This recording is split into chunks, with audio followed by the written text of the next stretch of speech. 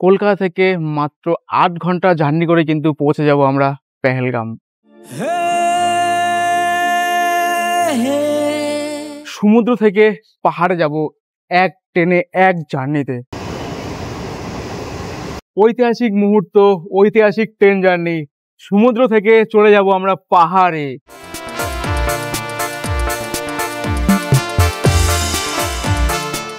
নয়ে নবদ্বীপ। আমরা কিন্তু দীঘা থেকে ছেড়ে আমাদের এই যাত্রাপথের ৯ নম্বর হল্ট নবদ্বীপ ধাম এসে কিন্তু পৌঁছালাম। হাই ফ্রেন্ড, সকালে তোমরা কেমন আছো? আমি সুমন, ট্রাভেল উইথ সুমন, তোমাদের সকলকে আরও একটা ট্যুর অ্যান্ড ট্রাভেল হতে স্বাগত। টাইটেল আর থাম্বনেল দেখে অলরেডি বুঝেই গেছো আজকের ভিডিওটা কি হতে চলেছে। ভিডিও শুরু করার আগে জেনে নিই আমি এই দীঘাতে কি করে আসলাম। তোমরা অলরেডি গেস করেই ফেলেছো, একদম দীঘা স্টেশনের বাইরে দাঁড়িয়ে রয়েছি। চলো চট করে একবার দেখে নিই আমি এই দীঘা স্টেশনে কীভাবে আসলাম। সমুদ্রপথ থেকে 6:31 কাটোয়া হাওড়া লোকাল ধরে হাওড়া নেমেছিলাম। সেইখান থেকে বাসে করে ধর্মতলা থেকে মাত্র 250 টাকার ভাড়ার বিনিময়ে কিন্তু পৌঁছে গেছি আমরা দীঘা। দীপুদার অন্যতম ডেস্টিনেশন দীঘা। সমুদ্র থেকে কানেক্ট করব আমরা পাহাড়কে এক ট্রেনেই, এক জার্নিতেই। ট্রেন ব্লক বলাটাও ভুল হবে, একটা ঐতিহাসিক ট্রেন ব্লক বলতে পারো, যেখানে তোমরা সমুদ্র থেকে এক ট্রেনে চেপে চলে যেতে পারবে পাহাড়ে, মানে দার্জিলিং। বুঝতেই পারছো আজকে আমাদের ট্রেন রয়েছে কিন্তু 15721 দীঘা এনজিবি পাহাড়িয়া এক্সপ্রেস। সেটা ধরে কিন্তু আমরা পাড়ি দেব দীঘা থেকে 750 কিলোমিটার, যা সময় লাগবে 16 ঘন্টা 15 মিনিট আমরা অতিক্রম করব। আর দীঘা থেকে এনজিবির মধ্যে এই ট্রেনের হল্ট রয়েছে মাত্র 16টা। চলো আমরা এই ট্রেনে কিন্তু ফুল জার্নি তোমাদের সঙ্গে শেয়ার করব। তোমরা কিন্তু হাওড়া থেকে গেছো দার্জিলিং, শিয়ালদা থেকে গেছো দার্জিলিং, সাঁতরাগাছি থেকে গেছো দার্জিলিং, কিন্তু এবার আমরা কিন্তু দীঘা থেকে অর্থাৎ সমুদ্র থেকে এক ট্রেনে এক জার্নিতে কিন্তু পৌঁছে যাব একদম পাহাড়। আর এই ট্রেন কিন্তু উইকলি প্রত্যেক সপ্তাহে শনিবার করে বিকেল 5টা 5-এ দীঘা থেকে ছাড়ে। এক রাত ওভারটেক করে পরের দিন সকালবেলায় 9টা 9:30 নাগাদ কিন্তু এনজিবি স্টেশনে গিয়ে পৌঁছায়। 15721 দীঘা এনজিবি পাহাড়ি এক্সপ্রেসের কোচ পজিশনগুলো জেনে নিই চলো। সেকেন্ড ক্লাস স্লিপার S1 থেকে S8 8টা রয়েছে সেকেন্ড ক্লাস স্লিপার। B1 থেকে B4 4টে রয়েছে কিন্তু থার্ড এসি। আর এই ট্রেনে কিন্তু কোনো সেকেন্ড এসি নেই, একটাই আছে সেকেন্ড আর ফার্স্ট এসি মিশ্রণ HB1। আর রয়েছে দুটো জেনারেল, দুটো লাগেজ বগি। এই ট্রেনে কিন্তু কোনো প্যান্টিকার নেই, রয়েছে অনবোর্ডিং ক্যাটারিং আর ক্যাটারিং সার্ভিস। আমাদের পাহাড়ি এক্সপ্রেসের কিন্তু র্যাক রয়েছে পুরনো সেই ICF র্যাক, আর এই ICF র্যাক নিয়েই কিন্তু আমরা চলবো। আর এই ট্রেনের কিন্তু ফার্স্ট ইনাগুরেশন রান হয়েছিল 5ই অক্টোবর 2009। দীর্ঘ 15 বছর কিন্তু এরা সার্ভিস দিয়ে চলেছে এই পাহাড়িয়া এক্সপ্রেস। আর সেই সার্ভিস নেওয়ার জন্য কিন্তু চলে এসেছি আমি সুমন, ট্রাভেল উইথ সুমন, তোমাদের সঙ্গে শেয়ার করব সমস্তটা ইনফরমেশন, যেখানে সমুদ্র থেকে পাহাড়কে আমরা কানেক্ট করব এই একটা ট্রেন জার্নিতে।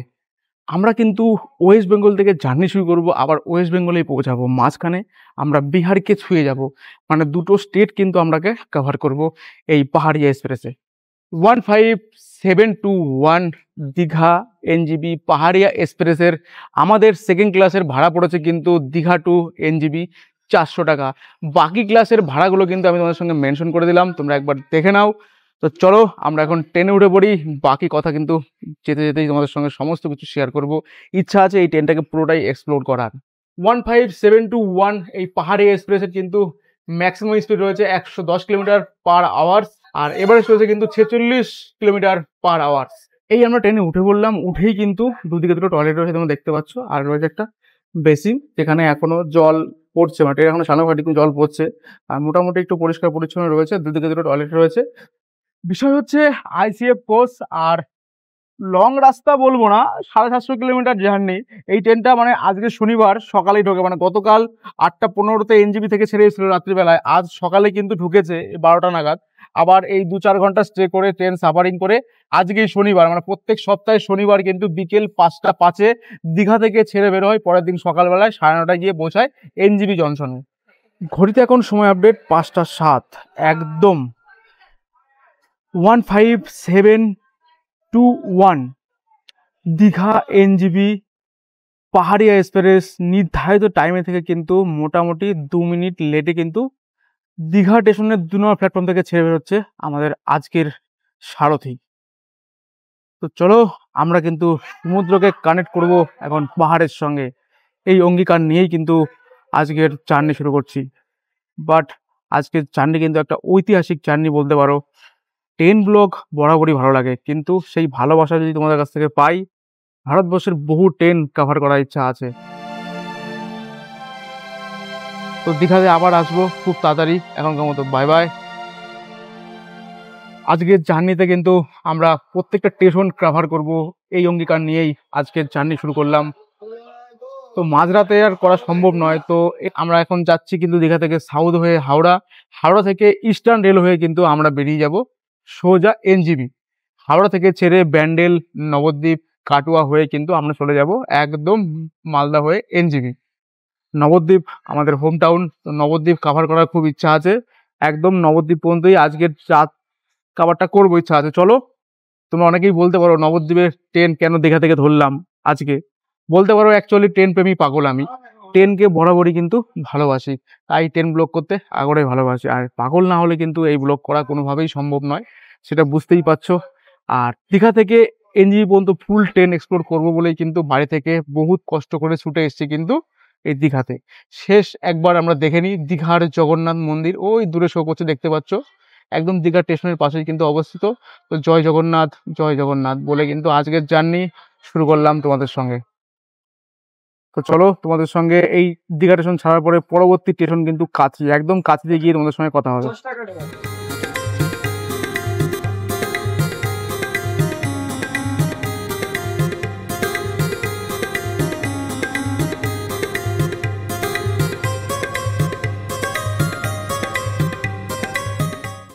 দীঘা থেকে নির্ধারিত টাইমে ছেড়ে আমরা 32 কিলোমিটার যাত্রাপথ কমপ্লিট করলাম একদম অন টাইমে। কাথির 1 নম্বর প্ল্যাটফর্মে এসে কিন্তু পৌঁছালাম। আর কাথি স্টেশনে কিন্তু এই পাহাড়ি এক্সপ্রেসেস 2 মিনিটের হল্ট রয়েছে।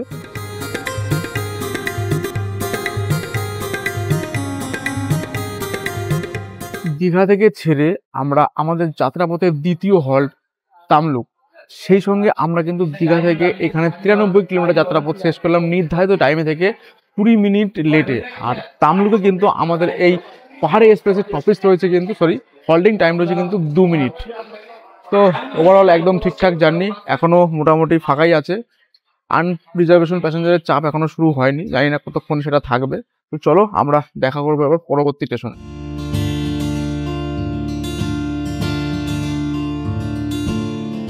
দীঘা থেকে ছেড়ে আমাদের যাত্রাপথে 3 নম্বর টপিস কিন্তু রয়েছে মেচেদা। সেই সঙ্গে আমরা কিন্তু দীঘা থেকে মেচেদা পর্যন্ত 126 কিলোমিটার যাত্রাপথ শেষ করলাম নির্ধারিত টাইমে থেকে প্রায় 15 মিনিট লেটে। আর এই মেচেদা স্টেশনে কিন্তু 2 মিনিট হল্ট রয়েছে। মেচেদা ছাড়ার পরে আমরা দুটো স্টেশন স্কিপ করবো, এক রয়েছে বাগনান, তারপর রয়েছে উলবেড়িয়া। দুটো স্টেশনে কিন্তু টপিস রয়েছে, এটা স্কিপ করে তোমাদের সঙ্গে একদম দেখা হবে সাঁতরাগাছি জংশন। তো চলো, আমরা জার্নি কিন্তু একদম ফুলফিল, এখনো মোটামুটি ঠিকঠাক চলছে, আপাতত আনরিজার্ভেশনের চাপ কিন্তু নেই। আর মেচেদা কিন্তু মেচেদার মোচার চপ কিন্তু ফুল বিখ্যাত, বুঝতেই পারছো তো। আর এই হচ্ছে স্টেশন, মোটামুটি আমাদের দিয়েছে এটা 1 নম্বর প্ল্যাটফর্মে মেচেদা।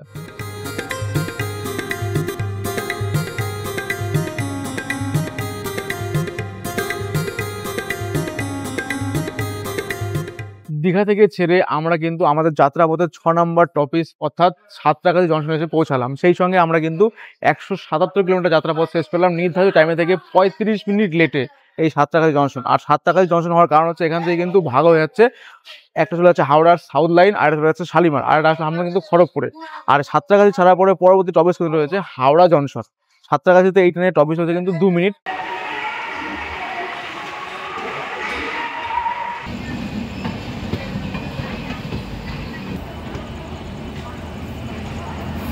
দীঘা থেকে ছেড়ে আমরা কিন্তু আমাদের যাত্রাপথের 7 নম্বর টপিস এসে পৌঁছালাম হাওড়া জংশন। সেই সময় কিন্তু আমরা দীঘা থেকে 185 কিলোমিটার যাত্রাপথ শেষ করলাম কিন্তু এই হাওড়া জংশনে।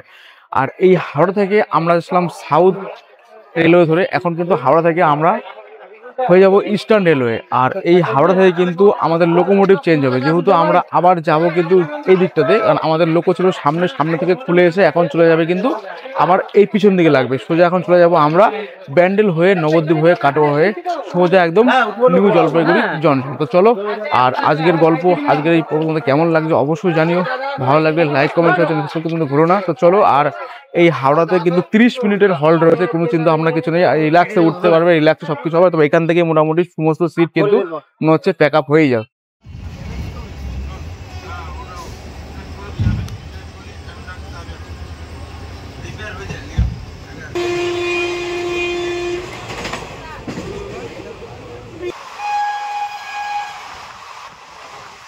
দীঘা থেকে ছেড়ে আমরা কিন্তু আমাদের যাত্রাপথের 8 নম্বর হল্ট ব্যান্ডেল জংশন।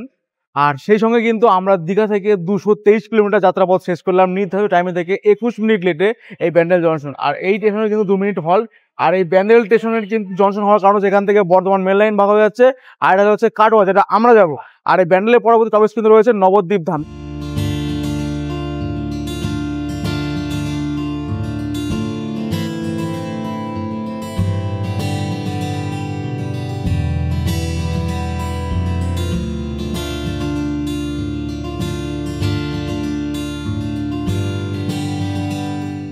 নয় নবদ্বীপ, আমরা কিন্তু দীঘা থেকে ছেড়ে আমাদের এই যাত্রাপথের 9 নম্বর হল্ট নবদ্বীপ ধাম এসে কিন্তু পৌঁছালাম। সেই সঙ্গে আমরা পৌঁছালাম কিন্তু শ্রী চৈতন্য গৌরাঙ্গ মহাপ্রভুর জন্মস্থানে।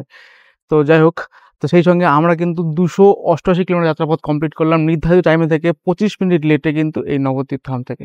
আর যাই হোক, নবদ্বীপ ধাম থেকে তোমাদের সকলকে গুড নাইট। তো আবার দেখা হবে একদম ফার্স্ট মর্নিংয়ে, ফার্স্ট স্টেশনে। রাত হয়ে গেছে অনেক, প্রায় 12:30 বাজতে চললো, অলরেডি 25 মিনিট লেটে চলছে ট্রেন। তো চলো এখন সিট নিয়ে শুয়ে পড়বো, যেহেতু সেকেন্ড ক্লাস স্লিপারে বুকিং করা হয়েছে।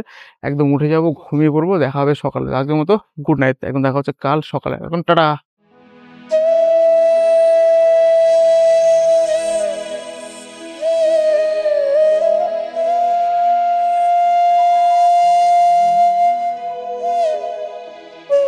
Good morning, good morning.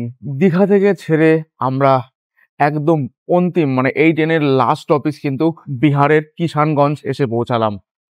সেই সঙ্গে আমরা 663 কিলোমিটার যাত্রাপথ শেষ করলাম কিন্তু নির্ধারিত টাইমে থেকে প্রায় 40 মিনিট লেটে। আর কিষানগঞ্জের কিন্তু 1 নম্বর প্ল্যাটফর্মে দিয়েছে আমাদের এই পাহাড়ি এক্সপ্রেস। এই স্টেশনে হল্টিং রয়েছে কিন্তু মাত্র 2 মিনিট। এই স্টেশন ছাড়ার পরে আমরা কিন্তু আবার ওয়েস্ট বেঙ্গলে পৌঁছাবো। তারপরে আমাদের লাস্ট অর্থাৎ অন্তিম টপিস মানে স্টেশন কিন্তু রয়েছে এনজিবি জংশন। তো চলো, আমরা এক এক করে গুটি গুটি পাই তোমাদের সঙ্গে সমস্ত কিছু ইনফরমেশন শেয়ার করেছি। আস্তে আস্তে এখন আমরা এই বিহার ছেড়ে চলে যাব কিন্তু ওয়েস্ট বেঙ্গল, এবং পৌঁছে যাব আমাদের নেক্সট মানে গন্তব্য স্টেশন এনজিবি স্টেশন, এবং এই ট্রেনেরও কিন্তু গন্তব্য স্টেশন এনজিবি। যাই হোক, এই জার্নি তোমাদের কেমন লাগলো অবশ্যই জানাবে কিন্তু। ভালো লাগে লাইক কমেন্ট শেয়ার, কারণ ট্রেন ভিডিও করতে বরাবরই ভালোবাসি। ট্রেন তুমি পাগল মানুষ বলে কিন্তু বাড়ি থেকে ছুটে গিয়ে দীঘা থেকে এই ট্রেনের ফুল এক্সপ্লোর করলাম, তোমাদের সঙ্গে শেয়ার করলাম। কারণ ট্রেনের ভালোবাসা পাই না বলে কিন্তু জাস্ট কি বলবো, কেন ভালোবাসা পাই না সেটা তোমরা কমেন্টে জানাও, কি প্রবলেম হয় সেটাও বলবে। তো ট্রেন আপাতত এই ট্রেনে তোমরা জার্নি করবে একদম কমফোর্টেবল জার্নি, কোনো সমস্যা নেই। আনরিজার্ভেশন প্যাসেঞ্জারেরও কোনো চাপ নেই, একদম যেটুকু সিট সেটুকুই প্যাসেঞ্জার। তো চলো আমরা এই ট্রেনটা ছাড়ি, তারপর পৌঁছাবো একদম আমার সঙ্গে কথা হবে এনজিবি স্টেশনে গিয়ে।